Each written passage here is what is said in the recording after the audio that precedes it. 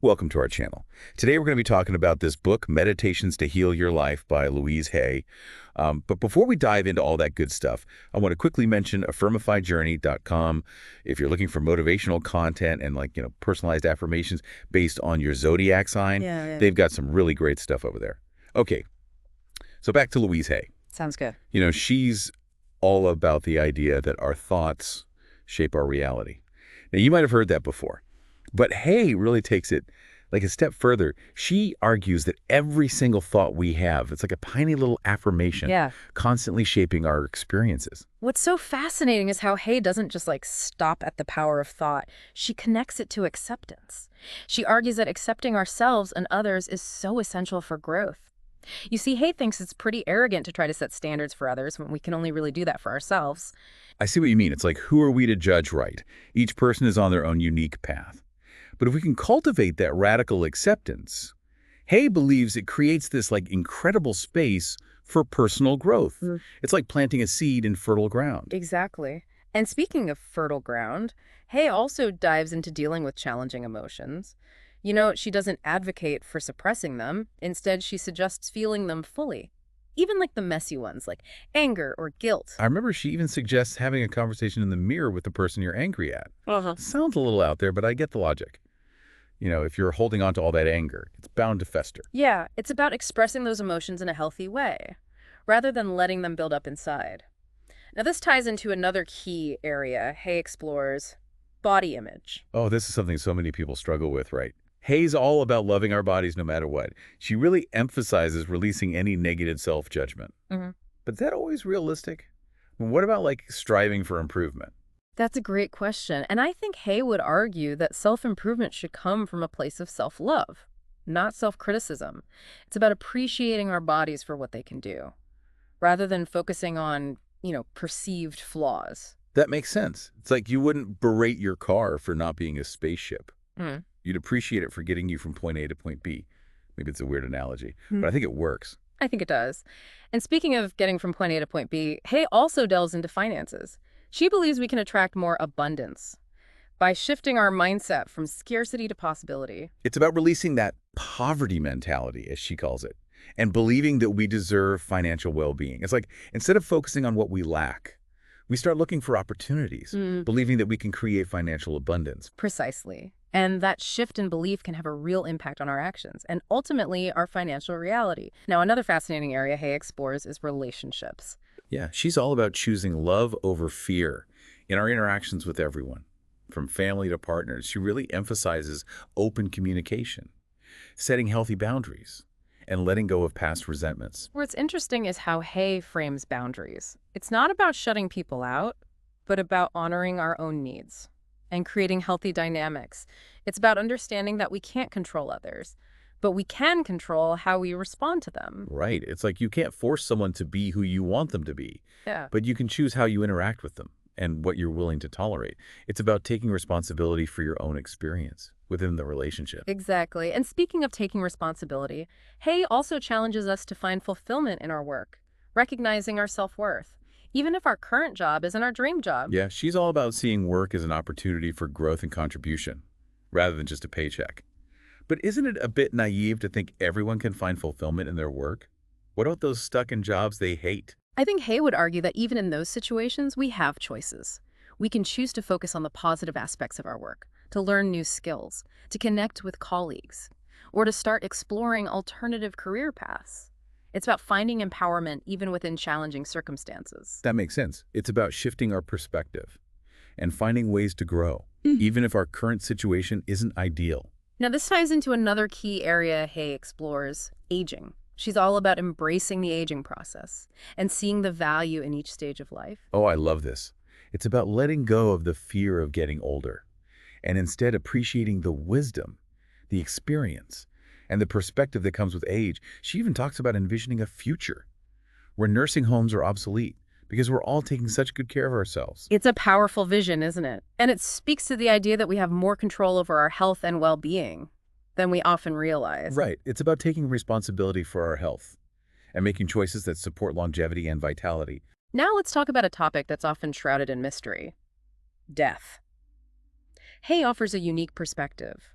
seeing it not as an end, but as a transition to a new phase of life. Yeah, she emphasizes that death is a natural part of life and that the love we cultivate in this life carries over into our next experience. What's comforting is how Hay emphasizes that we're always safe, loved, and supported by life itself. No matter where we are in the universe, it's a message that can bring peace, even in the face of something as profound as death. It's a beautiful way to reframe our understanding of death, seeing it not as an ending, but as a continuation of our journey. It really is. And Hay also reminds us that throughout life, and even in the face of death, we are not alone. We have access to divine guidance. She believes that everyone has access to a higher power, a wellspring of wisdom available at any time. So it's like having a cosmic GPS system, but instead of directions, you get life advice. It's more about trusting your intuition and having faith that you'll receive the guidance you need when you need it. Hay believes we often receive this guidance through our dreams. Well, that's interesting. She sees dreams as more than just random thoughts, right? Like Wow. they're actually messages from our subconscious. Exactly. Hay encourages keeping a dream journal to track those messages and reflecting on what they might mean. She believes they can offer incredible insight into our fears, desires, and potential for growth. Speaking of potential, she also challenges us to examine our limiting beliefs around deserving. This is so relatable. So many people struggle with feeling worthy of good things. It's like they sabotage themselves without even realizing it. Hay argues that everyone deserves a happy and fulfilling life, and that we shouldn't limit our own potential for good. She reminds us that we are inherently worthy, simply by existing. That's powerful. It makes me think about how we talk to ourselves. Hay emphasizes the importance of digestion, not just for our physical bodies, but for our minds as well. That's such an insightful connection. It's about being mindful of what we feed our minds, choosing thoughts and information that nourish us, just as we choose foods that nourish our bodies. It makes me think about how much negativity we're exposed to daily, like in the news or on social media. It's like junk food for the mind. Exactly. And just like with physical junk food, too much mental junk food can leave us feeling sluggish, negative, and unwell. So how do we detox from all that mental junk food? Hay talks about disease as a teacher, right? Not as a punishment. Precisely. She sees disease as a signal that something is out of balance, often mentally or emotionally. This resonates with a lot of modern research into the mind-body connection and how stress impacts our physical health. So instead of just treating the symptoms, Hay's approach encourages us to look deeper, to understand the underlying causes of disease. Exactly, and that's where her emphasis on doing comes in. Hay challenges the belief that we need to constantly strive and prove ourselves worthy. She's more about embracing an effortless flow, being present in the moment, and trusting that everything unfolds as it should. Yes, and that ties back to acceptance. If we can accept ourselves and our experiences fully, there's less need to strive for external validation. It's about recognizing that we are enough, just as we are. It sounds like she's encouraging a major shift in perspective, moving away from a doing-based identity to a being-based identity. Exactly. And from that place of being, we can connect more deeply with our inner wisdom and access divine guidance. Now, Hay also touches on the often misunderstood concept of enlightenment. Oh yeah, it's often portrayed as this distant, almost unattainable state, but Hay seems to have a more grounded perspective, right? Definitely. She sees enlightenment as an ongoing process of awakening to love and expanding our awareness. She believes we are already perfect, whole, and complete, and that enlightenment is about recognizing that truth. So it's not about achieving some external goal, Yeah, but about realizing the truth of who we already are. exactly. And that realization brings a sense of peace, joy, and freedom that transcends external circumstances. Speaking of external circumstances, Hay also tackles the belief that there's not enough to go around. Oh, this scarcity mindset is so prevalent in our culture. It's like we're constantly competing for resources, attention, and validation. Hay challenges that mindset head on.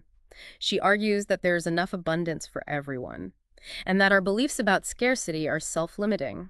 She encourages celebrating the prosperity of others, recognizing that their abundance doesn't diminish our own. That's such a powerful shift in perspective. Instead of feeling threatened by the success of others, we can actually see it as a reflection of the abundance that's available to all of us. Precisely. It's about shifting from a win-lose mentality to a win-win mentality, recognizing that we can all thrive and succeed together.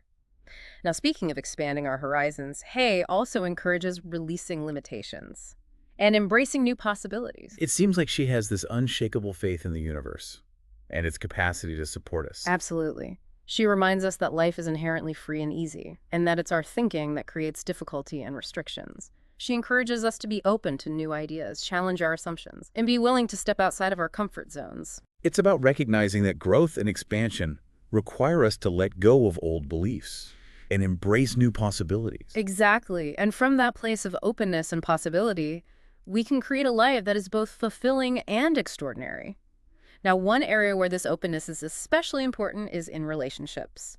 Hay encourages letting go of unrealistic expectations and allowing others to be who they are without trying to change them. It's about accepting people for who they are, Yeah. rather than who we want them to be. Precisely. And it's about releasing the need to control or manipulate others and instead focusing on creating healthy, authentic connections based on mutual respect and understanding. That can be a real game changer in how we experience our relationships and the level of intimacy we're able to create.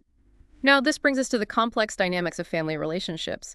Hay encourages seeing our family members with compassion, recognizing they're doing the best they can with what they know. It's about releasing any resentment or judgment we might be holding on to from past experiences and creating healthy boundaries. Exactly. It's about understanding that we are not responsible for the choices or actions of others, but we are responsible for how we choose to respond. And that we have the power to create loving and harmonious relationships, even if there have been challenges in the past. Now, let's shift gears a bit and talk about fear, one of the most primal human emotions. Hay recognizes that fear is a natural part of the human experience, but she encourages us to choose love over fear whenever possible. She reminds us that fear is often based on illusion, on imagined threats that may never materialize, and encourages us to shift our focus from what we fear to what we desire. Exactly. It's about recognizing that we have the power to choose our thoughts and focus our energy on what we want to create rather than what we're afraid of. And that can make a huge difference in our overall experience of life. Yeah. Speaking of experience, Hay also talks about feeling lost, a feeling many people can relate to at some point in their lives. She reminds us that we are never truly alone, that we are always connected to a higher power, a source of infinite wisdom and guidance. It's about trusting that even when we feel lost, we are being guided and supported, and that everything is unfolding as it should.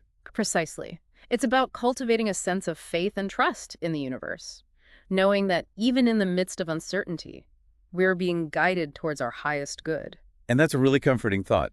Now, Hay also emphasizes the importance of processing feelings in a healthy way, whether they're positive or negative. She believes that feelings are an essential part of the human experience, and that we should allow ourselves to feel them fully, without judgment or suppression.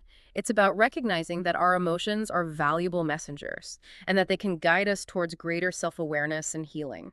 She also encourages us to find healthy outlets for our emotions, like exercise, creative expression, Yeah. or talking to a therapist. Exactly. It's about recognizing that bottling up our emotions only creates more internal conflict and can lead to physical and emotional disease. So it's about finding healthy ways to express and process our emotions, rather than trying to suppress or ignore them.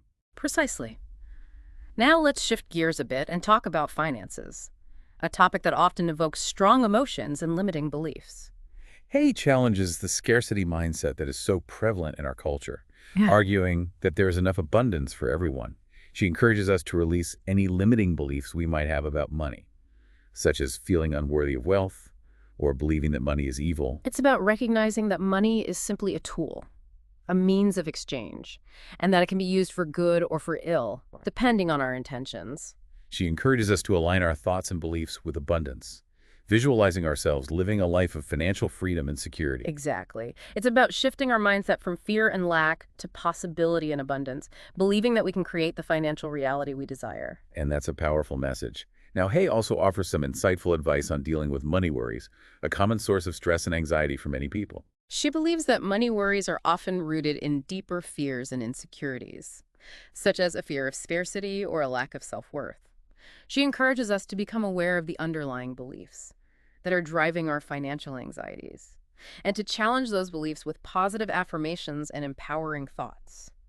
It's about recognizing that money is not the source of our security, but rather our inner peace and connection to the divine. Exactly. It's about trusting that the universe will always provide for our needs, and that we can release our money worries and embrace a life of financial abundance.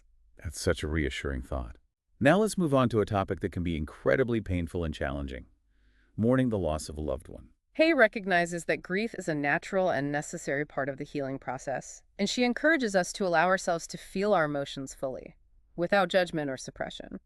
She reminds us that there is no right or wrong way to grieve, and that each person's experience is unique. It's about being gentle with ourselves, allowing ourselves time and space to heal, and seeking support from loved ones or a therapist if needed. Exactly. It's about honoring our grief, allowing ourselves to feel the pain, and trusting that with time and support, we will heal. And she reminds us that even in the midst of grief, there is beauty and love to be found, and that the bond we shared with our loved one can never truly be broken.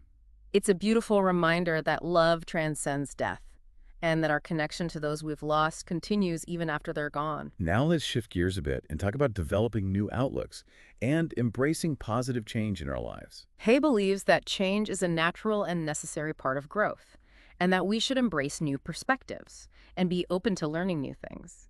She encourages us to be mindful of our self-talk, recognizing that negative thoughts can keep us stuck in old patterns, while positive affirmations can empower us to create positive change. It's about recognizing that every moment is a new beginning, a chance to start fresh and create the life we desire. Exactly. It's about embracing the present moment as a canvas for our future and using our thoughts, beliefs, and actions to paint the masterpiece we envision. And she encourages us to be patient with ourselves as we navigate the process of change, recognizing that growth takes time and effort. It's about being kind and compassionate towards ourselves, recognizing that change can be challenging, and celebrating every step we take towards creating the life we desire. Now let's explore Hay's thoughts on the news and how it can impact our perception of the world. She recognizes that the news often focuses on negative events, creating a sense of fear and anxiety. She encourages us to be mindful of our news consumption, recognizing that we have the power to choose what information we allow into our minds. It's about recognizing that we don't have to be passive consumers of fear-mongering media, but that we can choose to focus on sources of information that uplift, inspire, and empower us. Exactly. It's about being proactive in shaping our own mental and emotional landscape, and recognizing that we have the power to choose what we focus on. Now let's dive into Hay's thoughts on nutrition and the importance of nourishing our bodies with love and care. She believes that food is a gift, a source of energy and vitality, that we should treat with respect and gratitude.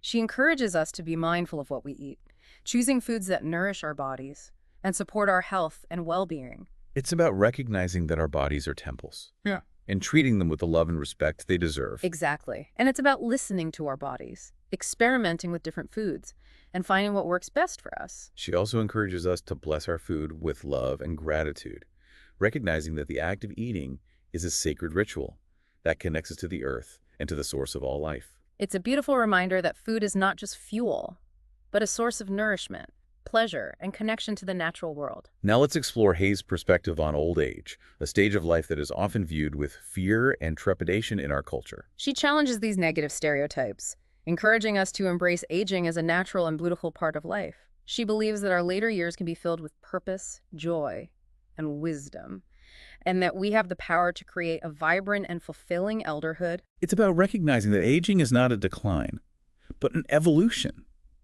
a process of growth and transformation that can be filled with richness, depth, And meaning. exactly. And it's about letting go of any fears we might have about getting older, and instead focusing on the opportunities that come with age. She reminds us that we are never too old to learn, grow, and contribute to the world. It's a reminder that life is a journey, not a destination, and that each stage of life has its own unique beauty and purpose. Now let's delve into Hay's thoughts on old tapes, those negative beliefs and limiting patterns that we often carry with us from childhood. She recognizes that these old tapes can have a powerful impact on our lives, influencing our thoughts, feelings, and behaviors. She encourages us to become aware of these old tapes, to listen to the messages they're playing in our minds, and to challenge their validity. It's about recognizing that we are not our past, and that we have the power to choose which thoughts we believe. Exactly. And it's about rewiring our minds for success and well-being, replacing those old tapes with new ones that support our growth and happiness. Now let's explore Hay's thoughts on order and the importance of creating structure and balance in our lives. She believes that order is not about rigidity or control, but rather about creating a sense of harmony and flow. She encourages us to organize our physical spaces in a way that supports our well-being and to create routines and rituals that nourish our minds, bodies, and spirits. It's about recognizing that when our lives are in order, we have more time and energy for the things that matter most. Exactly. It's about creating a sense of peace and flow in our daily lives so that we can focus on what truly matters. Now let's delve into Hayes' thoughts on pain, both physical and emotional, and how to approach it with love and compassion. She believes that pain is a signal from our bodies, that something is out of balance, and she encourages us to listen to our pain and respond with kindness and care. She encourages us to explore the underlying causes of our pain, whether it's physical, emotional, or spiritual, and to seek healing on all levels. It's about recognizing that pain is a teacher and that it can guide us towards greater self-awareness and wholeness. Exactly. It's about approaching pain with curiosity and compassion, seeking to understand its message, and trusting in our innate capacity to heal. Now let's explore Hayes' thoughts on our relationships with our parents, a topic that can be complex and emotionally charged for many people. She encourages us to see our parents with compassion, recognizing that they too are human beings, who are doing the best they can with the knowledge and understanding they have. She reminds us that we are not responsible for the choices or actions of our parents, and that we can release any resentment or judgment we might be holding on to from past experiences. It's about setting healthy boundaries in our relationships with our parents and focusing on creating loving and supportive connections in the present moment. Exactly. It's about recognizing that we have the power to choose how we relate to our parents, and that we can create healthy and fulfilling relationships with them, even if there have been challenges in the past. Now let's delve into Hayes' thoughts on patience, a virtue that can be incredibly challenging to cultivate in our fast-paced world. She believes that patience is not about passivity or resignation, but rather about trusting in the timing of the universe and allowing things to unfold as they should. She encourages us to release the need to control every aspect of our lives and to surrender to the flow of life, knowing that everything happens for a reason and in its own time. It's about recognizing that sometimes the best we can do is to relax, trust, and allow things to unfold in their own time. Exactly. And it's about recognizing that delays and obstacles are often opportunities for growth and learning, and that the universe is always working in our favor, even when we can't see it. Now let's explore Hayes' thoughts on peace, both inner and outer, and how to cultivate a sense of tranquility in our lives. She believes that peace begins within, with our thoughts, beliefs, and attitudes. She encourages us to choose loving and peaceful thoughts, to release any anger, resentment, or fear that we might be holding on to, and to cultivate a sense of inner harmony. It's about recognizing that our thoughts create our reality, and that by choosing peaceful thoughts, we can create a more peaceful world. Exactly. It's about taking responsibility for our own inner peace and recognizing that our thoughts and beliefs have a ripple effect on the world around us. And she encourages us to extend that inner peace outward to our relationships, our communities, and the world at large. It's a beautiful vision, isn't it? A world where peace begins within each of us and radiates outward, creating a more harmonious and loving world for all. Now let's delve into Hayes' thoughts on perfect order and the illusion of needing to control every aspect of our life. She believes that the universe is inherently orderly and that everything is unfolding according to a divine plan.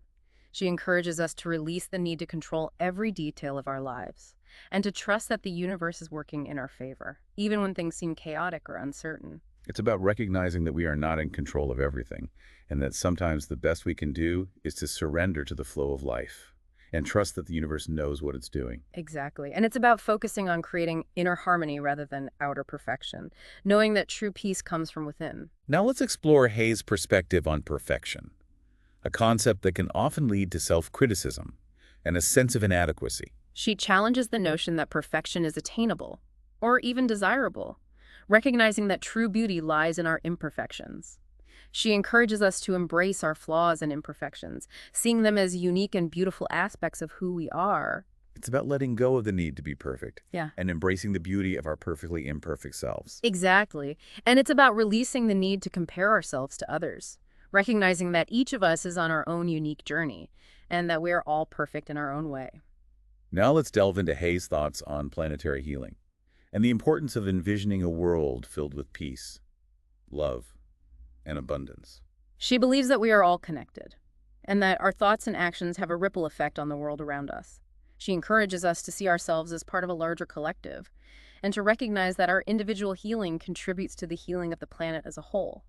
It's about recognizing that we are not separate from the Earth or from each other, but that we are all interconnected and interdependent. Exactly, and it's about understanding that our thoughts, beliefs, and actions have a profound impact on the world around us. Now let's explore Hay's thoughts on power, both personal and collective, and how to reclaim our power and use it for good. She believes that true power comes from within, from our connection to the divine source of all creation. She encourages us to release any beliefs we might have about being powerless or victimized, and to recognize our inherent worthiness and strength. It's about recognizing that we are not victims of our circumstances, but that we have the power to choose our thoughts, Yeah. beliefs, and actions, and to create the life we desire. Exactly, and it's about understanding that our power is not meant to be used to control or dominate others, but to empower ourselves and others to live more fulfilling and meaningful lives.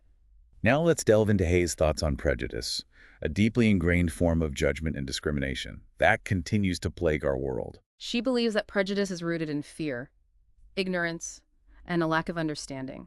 She encourages us to challenge our own prejudices, to be open to learning about other cultures and perspectives, and to cultivate a sense of empathy and compassion for all beings, regardless of their race, religion, sexual orientation, or any other difference that might divide us. It's about recognizing our shared humanity and Yeah. celebrating the diversity of the human experience. Exactly. It's about understanding that our differences are what make us unique and beautiful, and that we can learn and grow from each other's experiences. Now let's explore Hay's thoughts on prosperity and the importance of aligning our beliefs with abundance. She believes that prosperity is not just about financial wealth, but about experiencing abundance in all areas of our lives, including health, love, creativity, and spiritual fulfillment.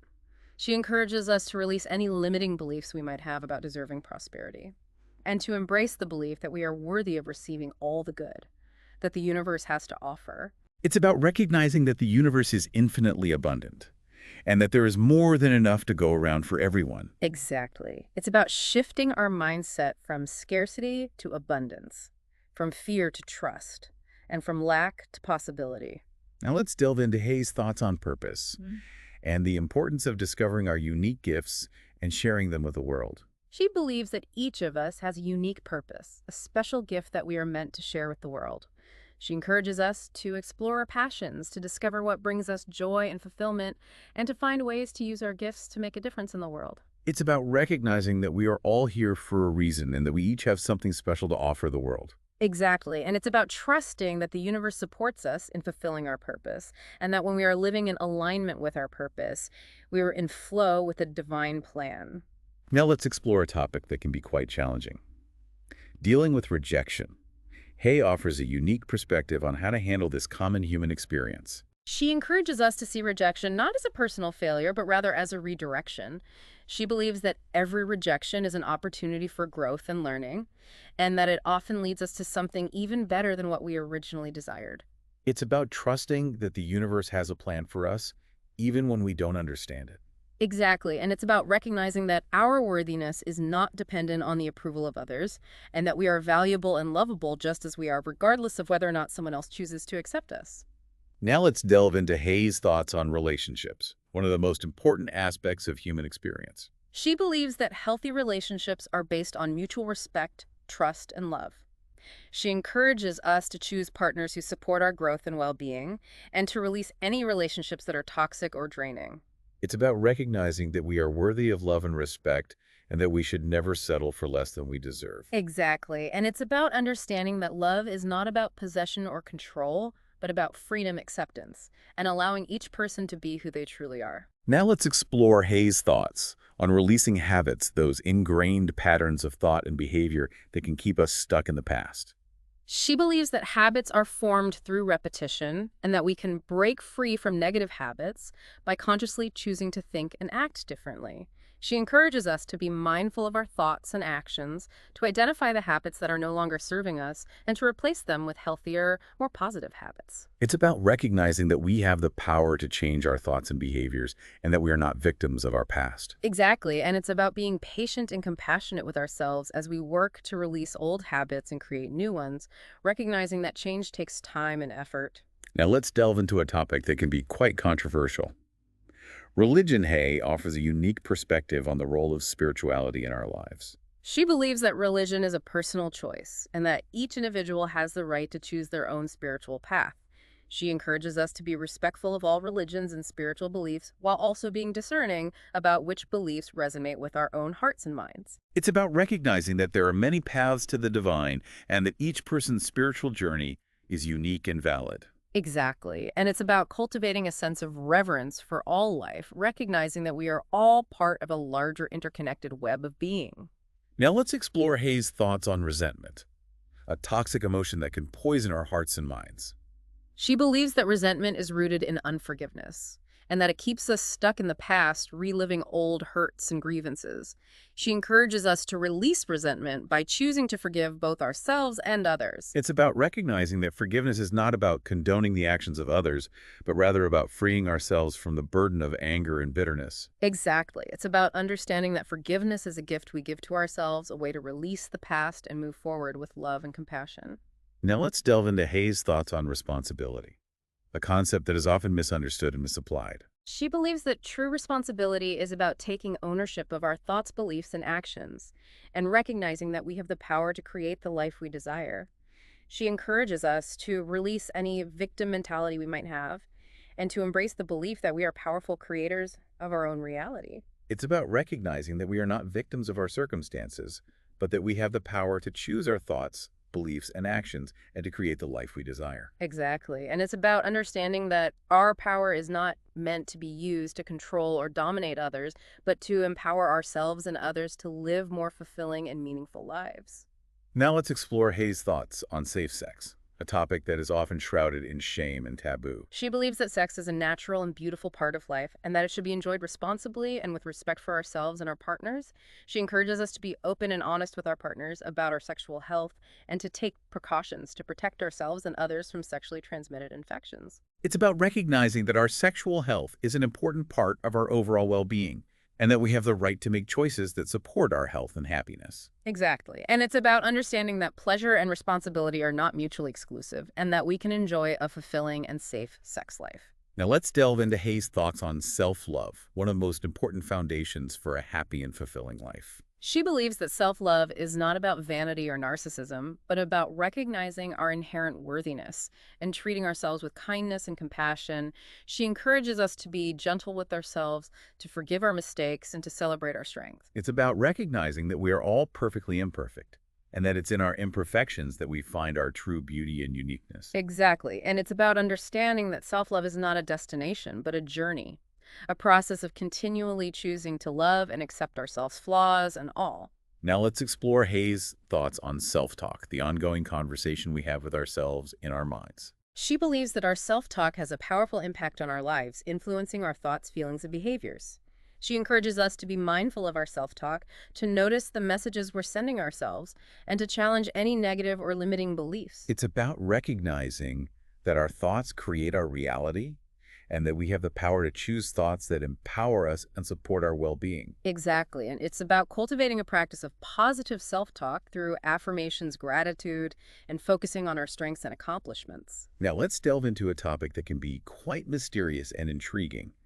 Sexuality, Hay, offers a unique perspective on how to approach this important aspect of human experience. She believes that sexuality is a natural and beautiful part of life and that it should be celebrated and enjoyed. She encourages us to explore our sexuality with curiosity and openness, to release any shame or guilt we might be holding on to, and to embrace our sensuality. It's about recognizing that our sexuality is a gift, a source of pleasure and connection, and that it should be honored and respected.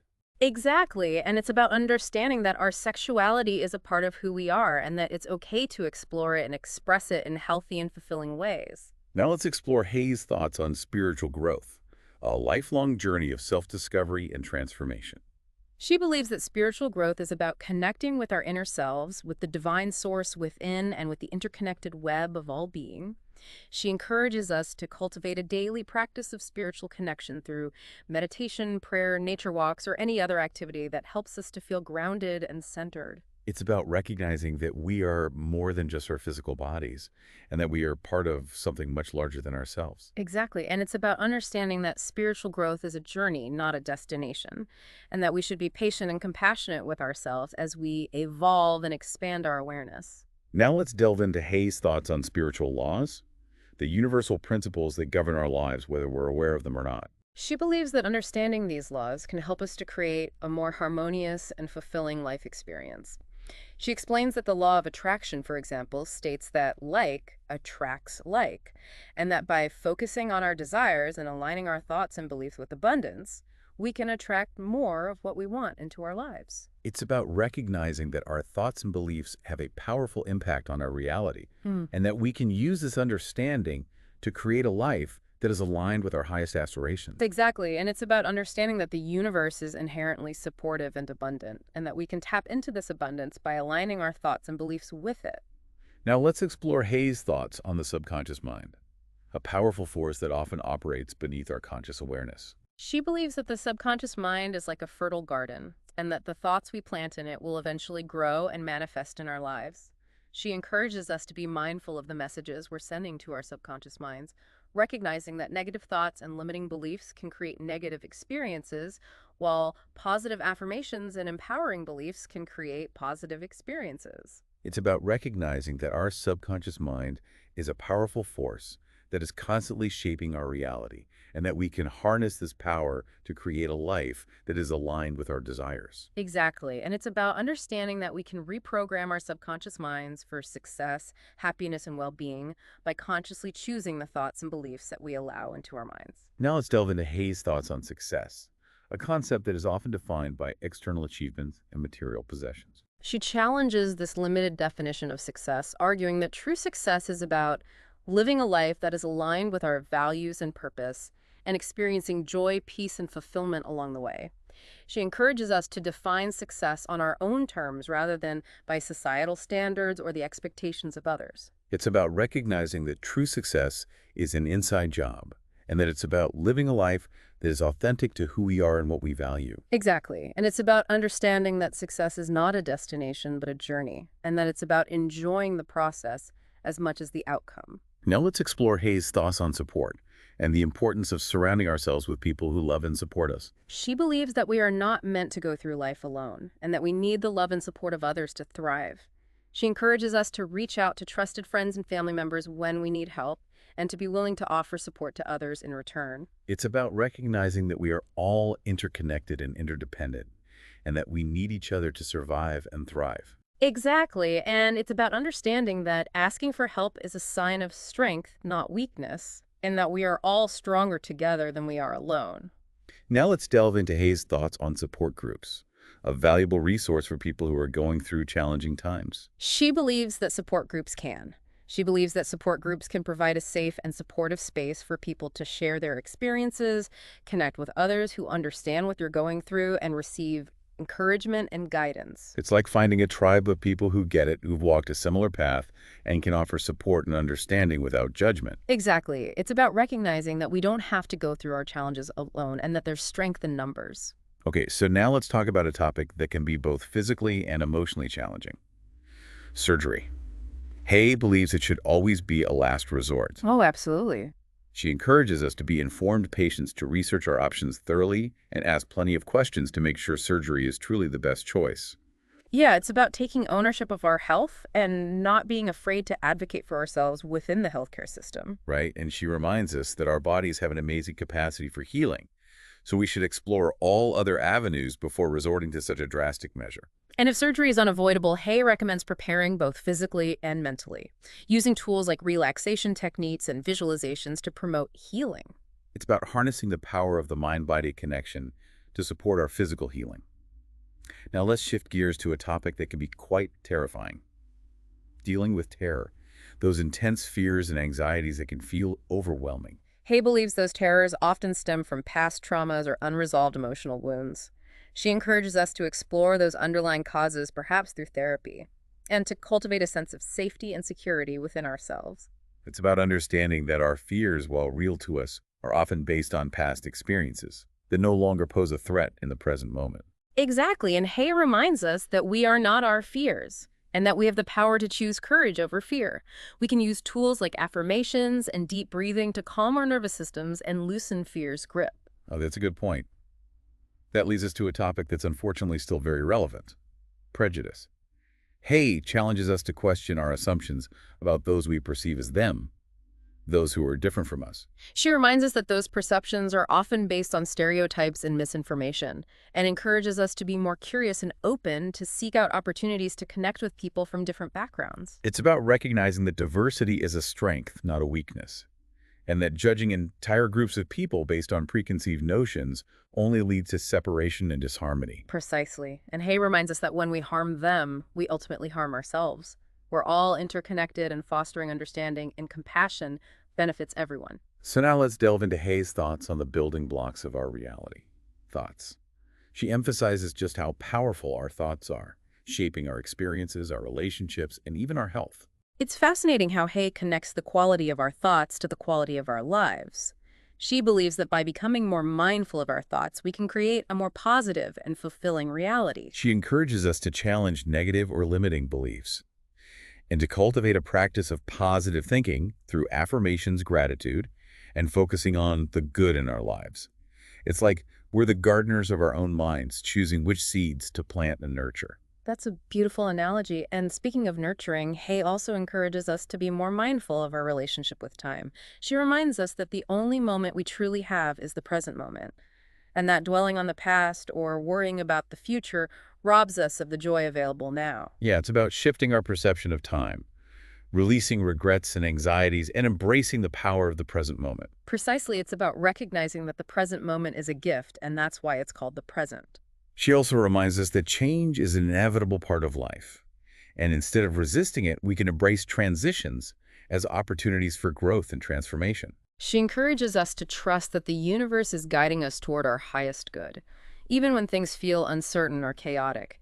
It's about surrendering to the flow of life and trusting that we are exactly where we need to be, even if it doesn't make sense at the time. And to be gentle with ourselves during those transitions, because change can be stressful. We all need time to adjust and process those shifts. Absolutely. Now shifting gears to something a bit more practical. Hay even offers some insight into transportation, an often overlooked aspect of life that can be a source of stress and frustration. It's easy to get caught up in traffic jams and delays, but Hay encourages approaching transportation with a sense of ease and flow, recognizing that we're not always in control. It's a reminder that sometimes the best we can do is relax, trust that the universe will get us where we need to be, and perhaps use that travel time to connect with others, practice kindness, or simply appreciate the journey. It's about choosing to find peace and even enjoyment in the unexpected detours of life. Speaking of journeys, Hay has a lot to say about building trust, which is vital for any healthy relationship. She believes that trust is earned through consistent actions and honest communication, and encourages us to be trustworthy ourselves, keeping our promises and being transparent with others. It's about understanding that trust is a two-way street and that it requires vulnerability, honesty, and a willingness to both give and receive. And if past hurts or betrayals make it difficult to trust, Hay encourages releasing those old wounds, recognizing that holding on to resentment only harms us in the long run. Forgiveness is truly a gift we give to ourselves, freeing us to move forward and experience deeper, more fulfilling connections. Now, Hay also discusses unconditional love, a concept often talked about but not always understood. She believes it's not about blind acceptance or enabling negative behavior, but about loving someone for who they are, flaws and all. It's about accepting people without trying to change them, and recognizing that true love doesn't come with conditions or stipulations. Exactly, and she emphasizes that the most important relationship in which to practice unconditional love is the one we have with ourselves. That's so important. If we can't love and accept ourselves fully, it's difficult to extend that same love and acceptance to others. And she reminds us that unconditional love is the most powerful force in the universe, capable of healing even the deepest wounds. It's a beautiful and inspiring message, a reminder that love truly is the answer. Speaking of answers, Hay also talks about the importance of understanding in our relationships, a quality that's essential for resolving conflicts and creating deeper connection. It's about putting ourselves in another person's shoes, listening with empathy, and recognizing that everyone is doing the best they can with what they know. It's about approaching disagreements with curiosity rather than judgment, seeking to understand the other person's perspective instead of just trying to prove our own point. Exactly. And Hay reminds us that judgment and criticism only create separation, while understanding and compassion build bridges of connection. Now, shifting gears a bit, Hay also encourages us to embrace our uniqueness, to celebrate the qualities that make each of us special and one of a kind. She reminds us that we are all valuable and worthy regardless of our differences, and that those differences are what make the world such a rich and vibrant place. It's about recognizing that comparison is the thief of joy, and that focusing on our own unique strengths and talents rather than comparing ourselves to others is the key to true happiness and fulfillment. And speaking of challenges to happiness and fulfillment, Hay tackles the difficult topic of violence, which she believes stems from fear, anger, and the lack of love. She encourages us to address the root causes of violence, to promote peace education, and to create a culture of nonviolence, recognizing that violence only begets more violence. It's a reminder that each of us has a role to play in creating a more peaceful world, starting with our own thoughts, words, and actions. Hay also speaks to the growing demographic of women alone, single, divorced, or widowed, recognizing the unique challenges they face, while also emphasizing the opportunities for growth and self-discovery.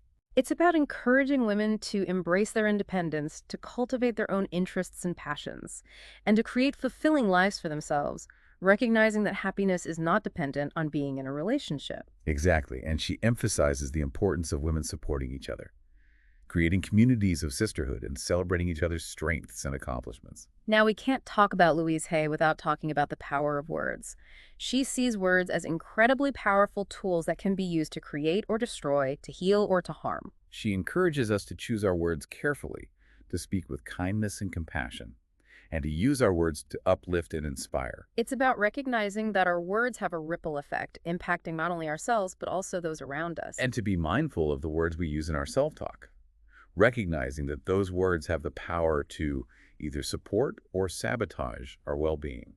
Now, finally, let's touch on Hay's thoughts on work. She challenges the idea that work has to be a grind, believing it can be a source of joy, fulfillment, and creative expression. Yeah, she encourages us to find work that aligns with our passions and talents, to approach it with purpose and enthusiasm, and to see it as an opportunity to contribute our unique gifts to the world. It's about finding that sweet spot where our skills and passions intersect with the needs of the world. And to find balance between our work and the rest of our lives, recognizing that it's important to make time for rest, relaxation, and the things that bring us joy.